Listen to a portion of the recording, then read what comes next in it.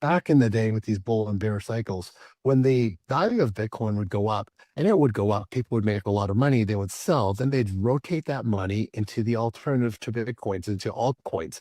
And then they would go up in value, then they would sell. And it would kind of happen over a period of 6 to 18 months in this big bull cycle where things would go up in value by 10x or 50x or 100x. And it wasn't really hard. It was like, what they say? Just basically shooting fish in a barrel, right? Everything that was there would go up. And most people would say, oh, we're going to focus in on the gaming sector. And then everything in gaming would go up. Then they'd focus in on maybe privacy sector and everything in privacy go up. And there's things called narratives, and everything within that narrative, or everything like a narrative would be AI, would be privacy, would be security, would be gaming, would be all kinds of different sort of categories that these crypto things fell within. So in the past, during a bull run, after Bitcoin went up and people sold and made money, they'd invest it, and then everybody would get certain really excited about a certain narrative. It would go up in value, and then they'd all sell and would move narrative to narrative. But then after a while, people would all cash out,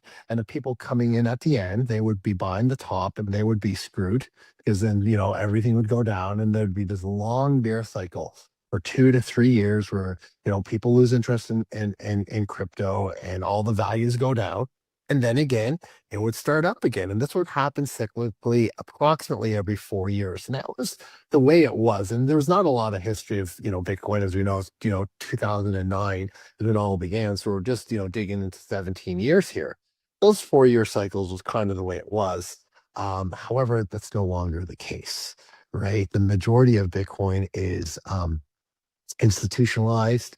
You see it through governments are holding it, institutions are holding it, and now even when they opened up spot ETFs, American people have access to buy it as long-term investments, so they're not really active crypto traders. So as the value of Bitcoin shot up, it's not like people are selling it and rotating it into other coins, which is usually the start of a bull. So that flavor has really changed considerably. Unfortunately, a lot of people are behind on the knowledge, and they still think, oh, there's going to be this, bull cycle where everything's going to go bananas. So that's just not the case anymore.